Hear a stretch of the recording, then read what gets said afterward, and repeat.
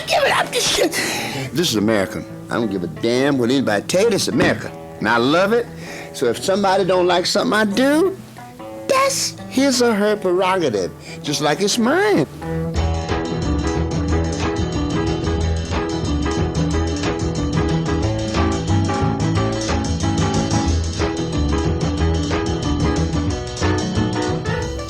See, my mom taught me a lot, man. A lot about minding your own business and leaving other people's business alone and let them think what they want. I mean, I can't help what I sound like. What I sound like is what I am. You know, I cannot be anything other than what I am.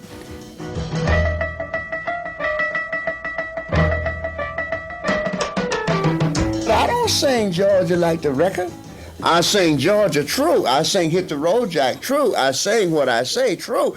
Each night I sing it the way I feel that night. I know the little girl's on my mind.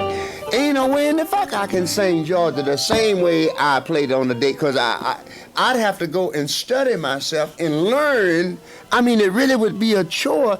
That's why I can't lip sync. Keeps Georgia on my mind.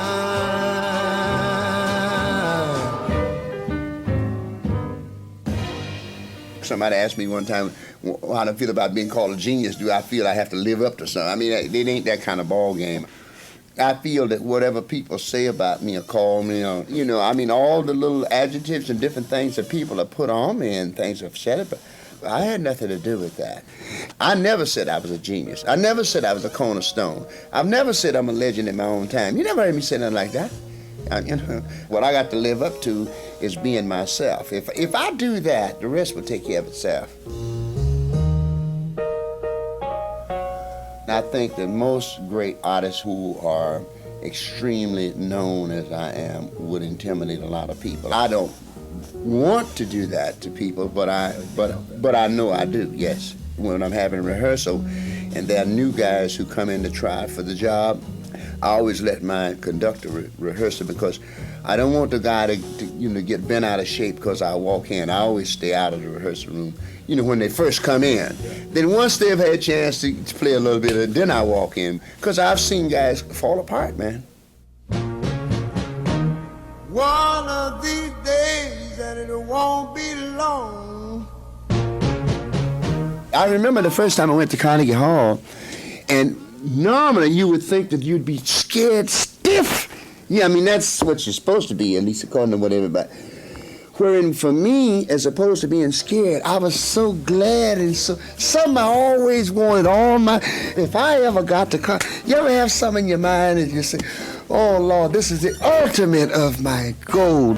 I couldn't wait to get out on stage to do, so I never was, I was so happy to be able to play Carnegie Hall and be there. I guess I didn't take time to say, look, fool, you better get nervous about this first.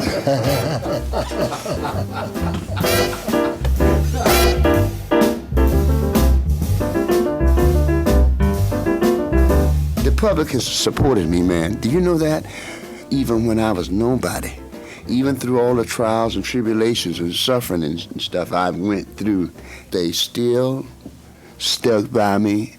And that's why I believe in giving the public the best I got every night. I never go out there and half do. I don't care how big the audience is. If we got 500 or 5,000, I work the same way, because I want those 500 to go back and say, man, it wasn't too many of us there, but boy, they put on a hell of a show.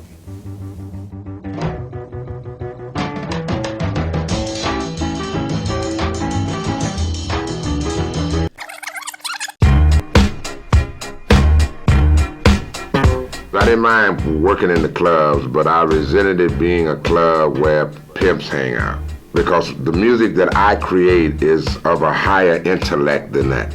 It is not only encompasses pimps, but whores, ball players, executives, everybody.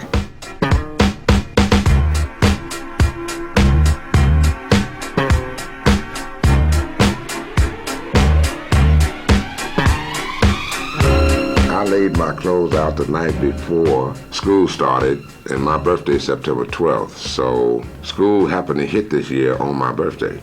This is my 18th birthday. I was getting ready to graduate. I was at an all-boys school, bad boys, called Jacob A. Reese. This is in L.A.? Yeah, southeast Los Angeles. Yeah. But when I got up the next morning, I wasn't going to school, Joe. Something said, "You going to Hollywood today?" And I was standing there combing my hair in the mirror, and I said, "Mama, I'm not going to school today." She went crazy. "Baby, you got to go to school. This is your last semester. You're going to graduate, baby. I got to go to Hollywood today." I walked all the way up to Hollywood and Vine, and I stood on the left corner facing Capitol before you cross over. Capitol Records always represented Hollywood to me. I stood there about 3.5, 4 hours, just looking. Looking at the cars, looking at the people moving, people with briefcases. It really inspired me. I knew that's where I wanted to be.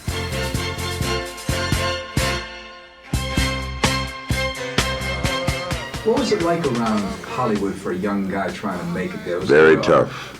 If you were a young kid, 19, 20 years old, who has 2 children and a third one on the way and refuses to leave them, a kid who was on welfare because he refused to steal anybody's property or take anybody's money, you found life a lot tougher. I came into it knowing what I had to offer. All I had was the will and the love for music. I couldn't read music or write it. No connections, no car, no money, no bankroll, no clothes, no nothing. But what I loved about it was you were always able to meet somebody interesting that was doing something. See, I'm the boy with the flapping shoes. I'm the one who was not embarrassed to walk up in front of you with his flapping shoes and ask you, "Did you have anything for me to do?" I knew I didn't know. I never came into this industry with an ego, ever in my life. I knew I had to learn. I knew I had to earn that car. I knew I had to earn those shoes. I had to earn that coat to wear in Hollywood, and I wanted to earn it in Hollywood.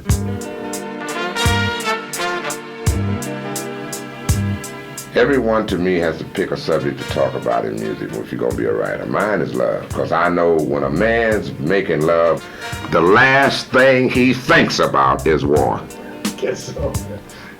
Okay? The last thing he thinks about is how can he blow up a nation. Fleas, flies, snakes, everybody's into love-making, Joe. Besides that, it's the most powerful element that men and women possess. Most of us don't know how to use it, but we all possess it. The women use the music to get their men to relate to them better.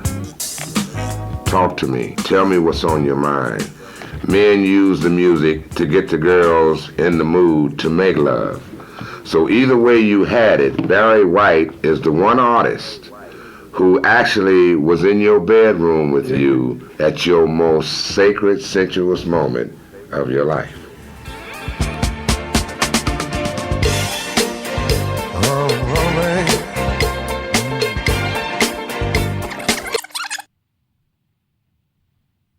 You know, when I come to England, we gotta, get together and go to a pub, have some drinks.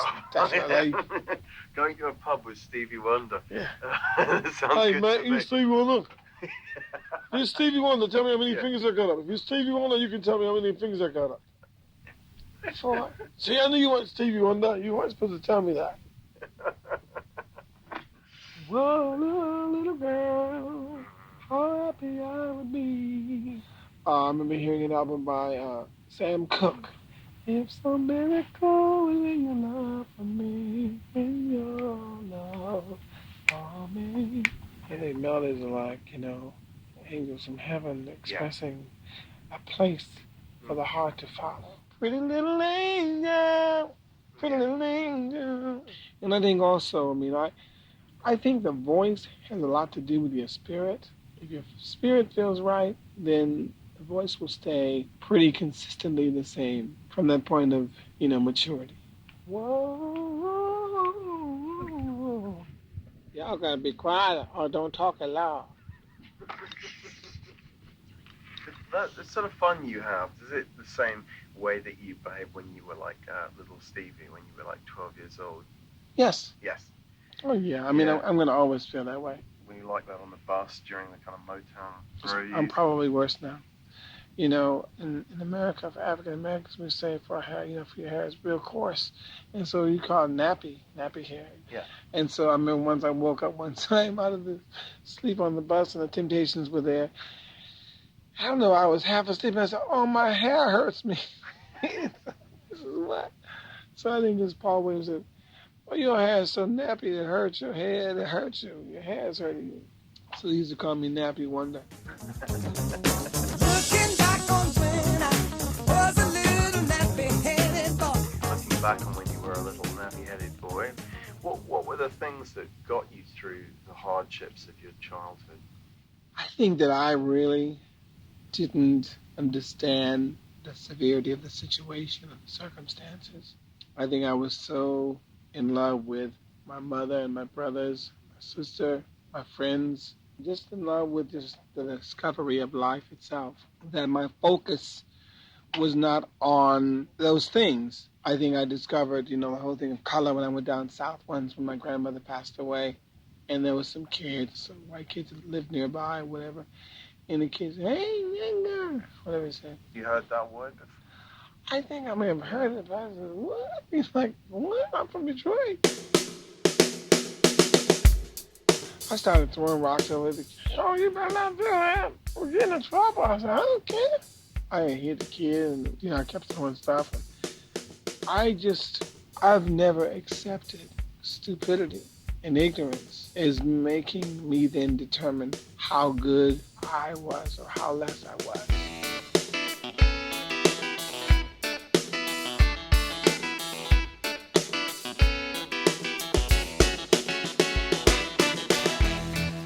Since I can best remember, I've had a great relationship with God. And for me, God was like a father. It was always someone that I could touch. And that he had me in his arms, and I always felt that way. I always felt that God was about good. But for instance, when I was in church, I was in a Pentecostal church as a little boy, and back then it was a little different than now. But they said, "You singing that worldly music," and they were criticizing what I was doing. And listen, I mean, we live in a society where black music one time was called race music, where jazz was considered something nasty. I don't know. I felt that if God didn't want me to sing it, he wouldn't have given me the talent to do it.